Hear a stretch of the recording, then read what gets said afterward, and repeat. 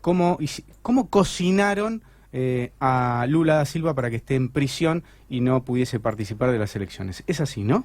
Sí, es así, Ale. Vuelve a quedar en evidencia la connivencia entre el poder político y el poder judicial, algo que, bueno, todos sabemos que en una república no debería ocurrir. Claro.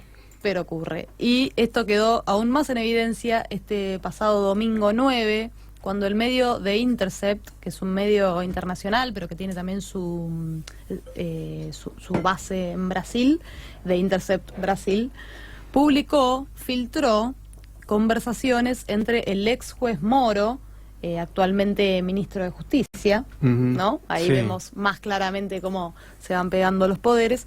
El ex juez Moro y el jefe de fiscales del caso Lavallato, por el cual Luis Ignacio Lula da Silva, expresidente de Brasil, fue preso en abril del año pasado.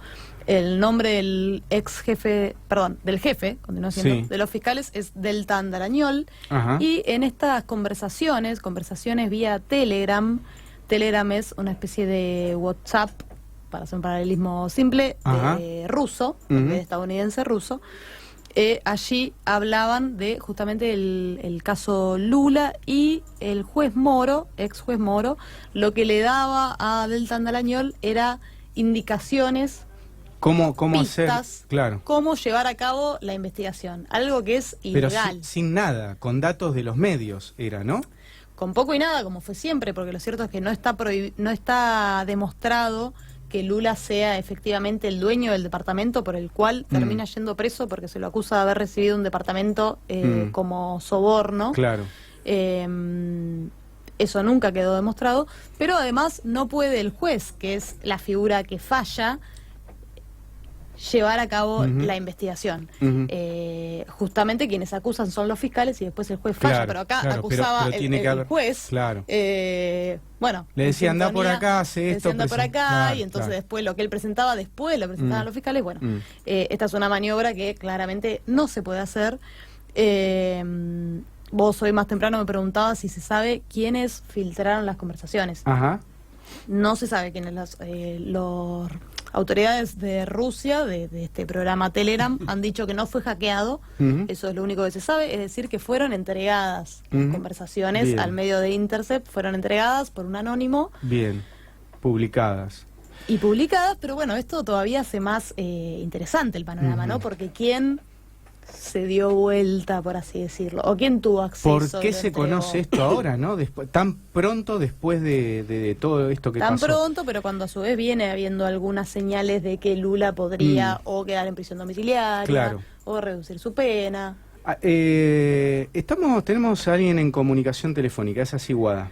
Bien, ya lo tenemos al teléfono, entonces vamos a estar hablando con Gabriel Merino. Él es investigador del CONICET, sociólogo, doctor en ciencias sociales, y ha estudiado mucho el caso Brasil y lo continúa haciendo.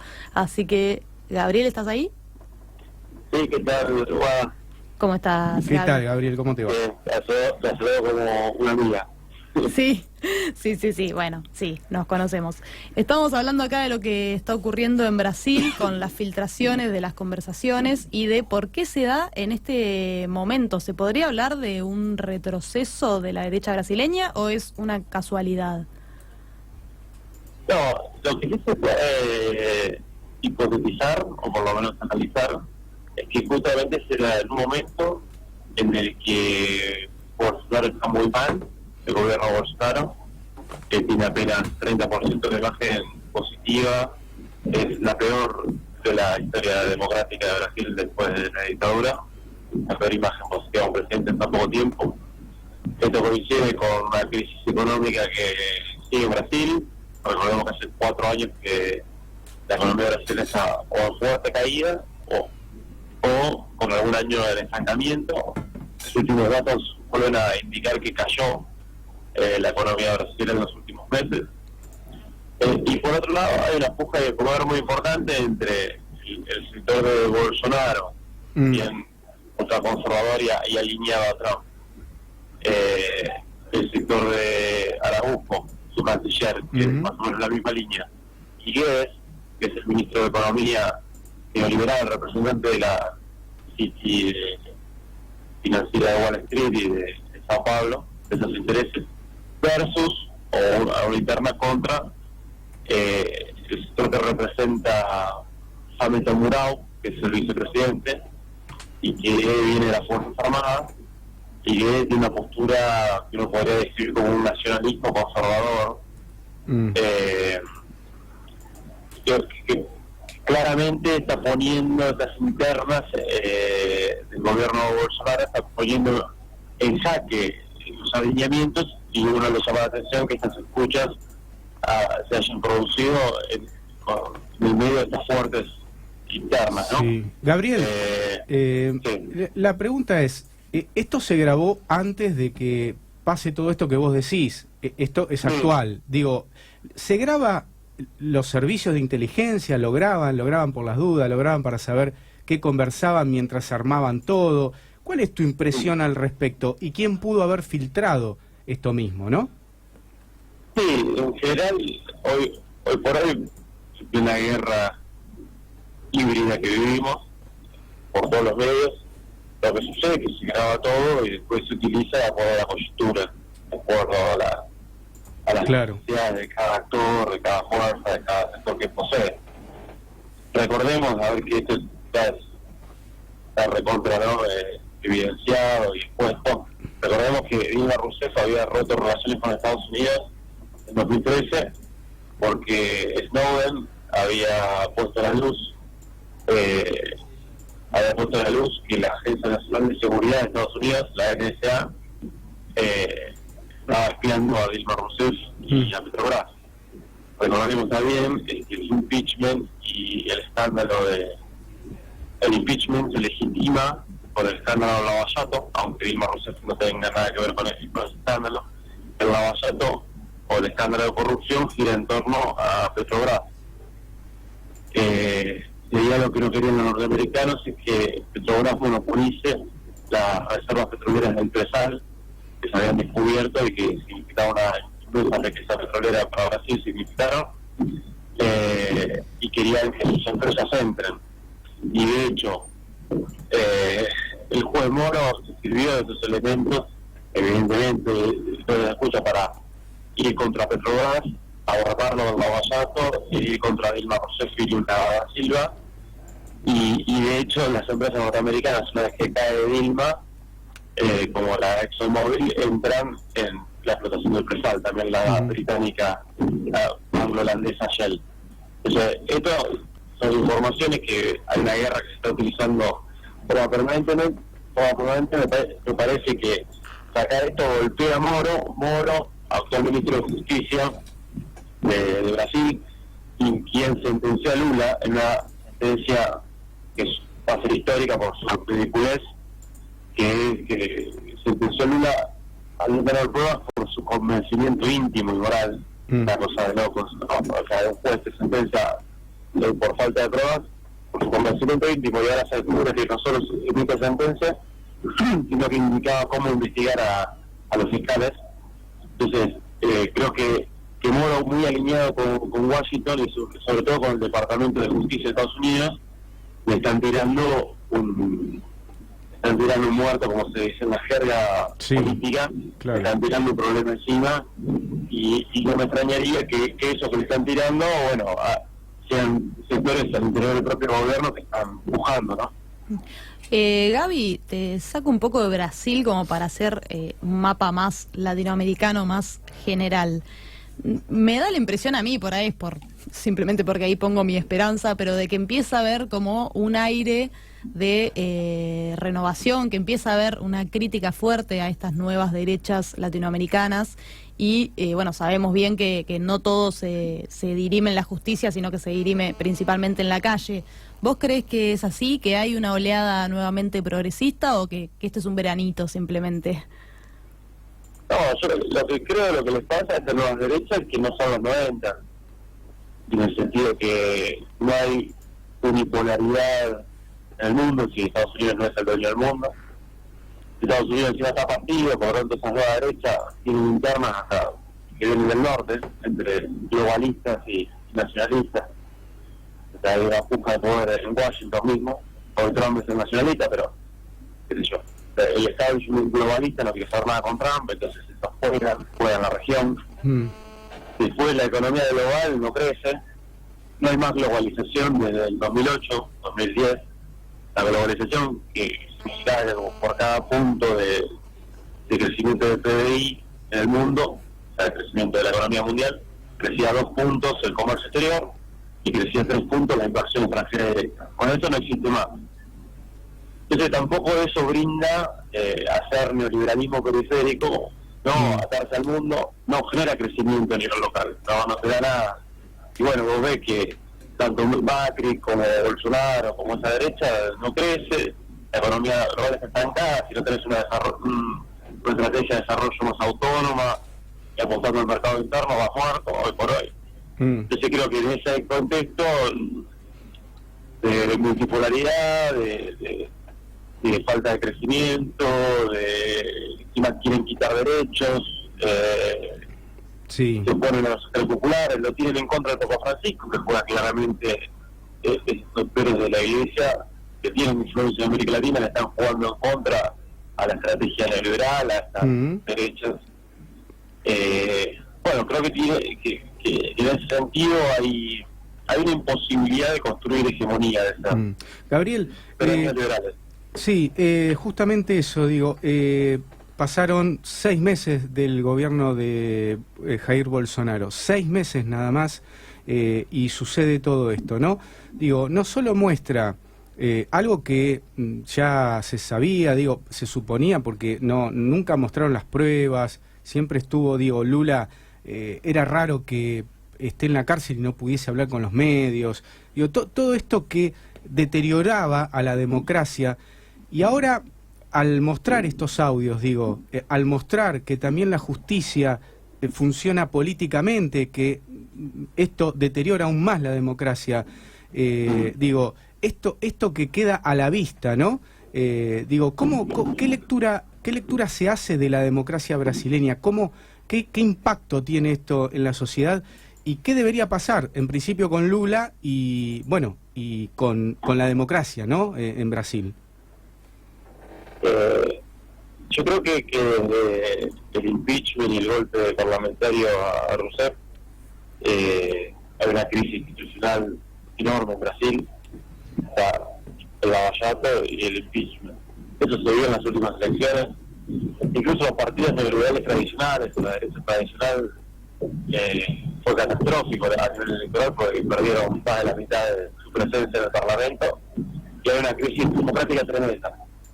También es cierto que las élites, la clase dominante, los sectores de poder en América Latina, cuando los procesos políticos no van a favor de sus intereses, ponen en crisis el Estado de Derecho. Lo vimos con las dictaduras tantas veces repetidas en América Latina, que bueno, en las cuales el establishment recupera el poder tirando por la ventana el Estado de Derecho y tirando por la ventana las democracias.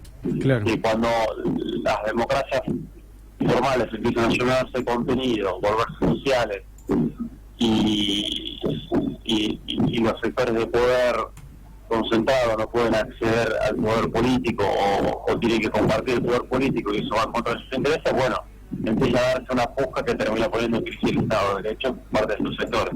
Yo creo que esto lo profundiza. Ahora bien, no hay una reacción popular, un proceso de movilización fuerte en Brasil, que de alguna manera destrabe la situación, y como que va a seguir una crisis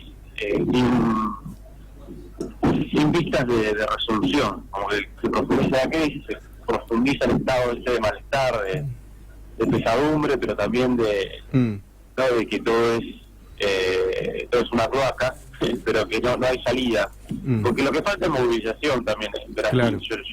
Claro. Yo siempre dije que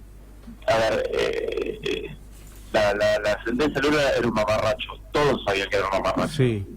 Era un mamarracho condenado a 9 años de cárcel a un expresidente en el cual no se le encuentran pruebas de corrupción. Era una barbaridad, y sin embargo se lo condenó y fue a la cárcel, e incluso en una segunda instancia se le aumentó la sentencia de 9 a 12 años, como para decir, mostrando como diciendo, acá está el poder. Claro. Tenemos 12 años y no tenemos ni una prueba.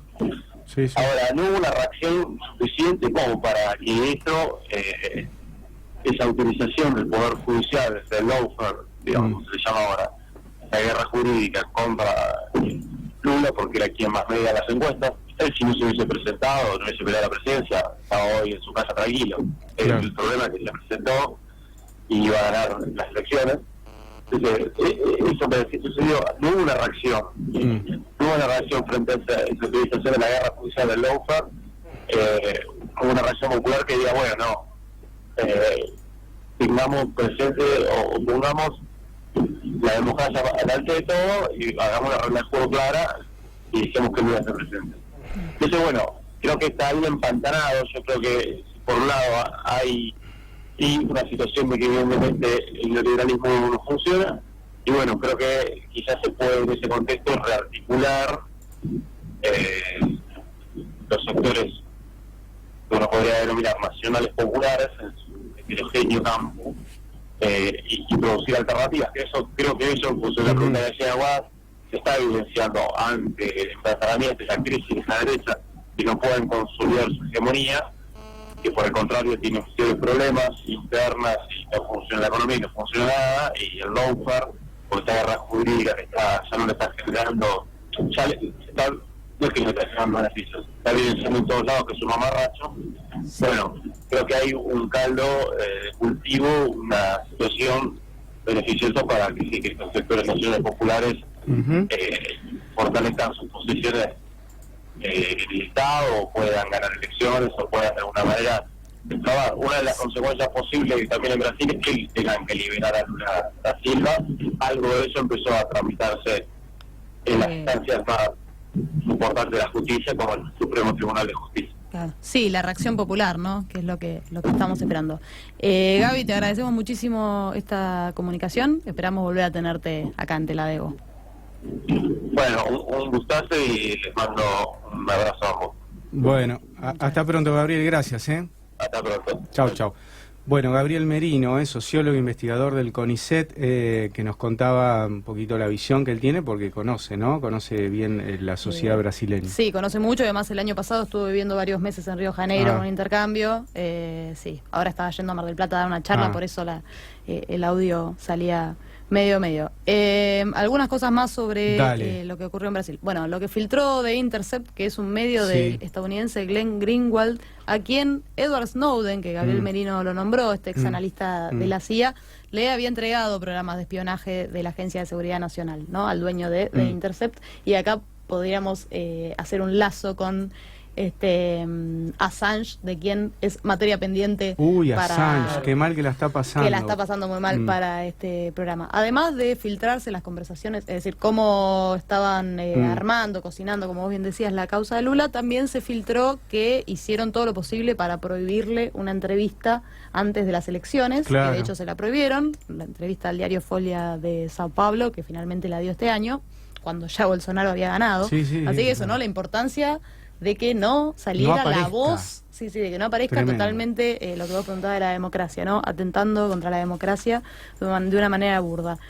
¿Qué efectos produjo esto? Bueno, el Supremo Tribunal Federal va a tratar, es decir, aceleró el tratamiento del caso, no solo de Lula, sino de muchos casos similares al de él. ¿Pero por pedido de los abogados de Lula es esto? No, hay un pedido de los abogados de Lula por el cual el 25 de junio, para la libertad, es decir, dentro de pocos días, se tiene que pronunciar el Supremo Tribunal Federal.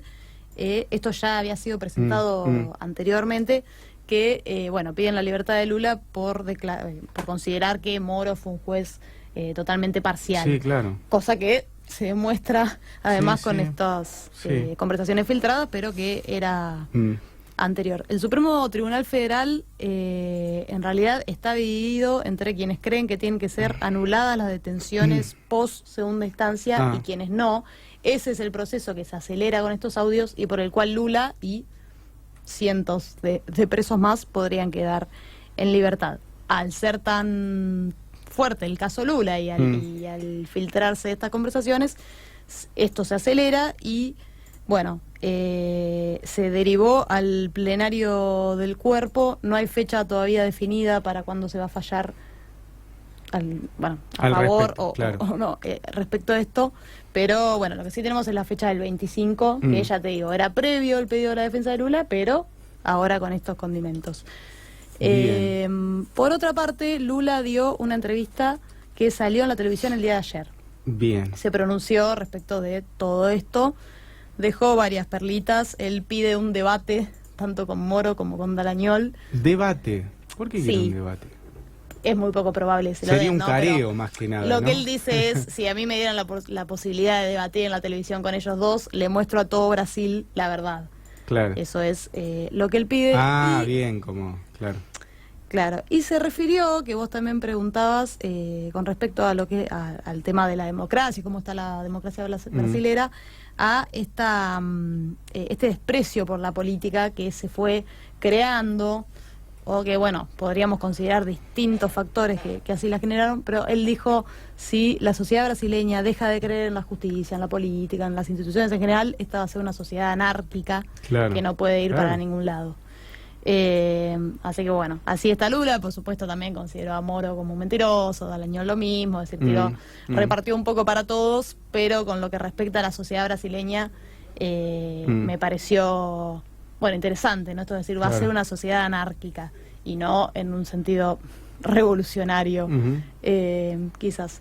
Así que bueno, decir eso, y para ir cerrando esto de que además Brasil hoy, que es el día en el que comienza la Copa América, además transita el primer paro general. Sí. Habíamos hablado del paro con de represión la y todo, pero este es el primer paro general contra la reforma jubilatoria sobre todo, pero contra el ajuste en general de Bolsonaro. Bueno, muy bien, muy interesante la columna de Guada, como siempre, con muy buena información.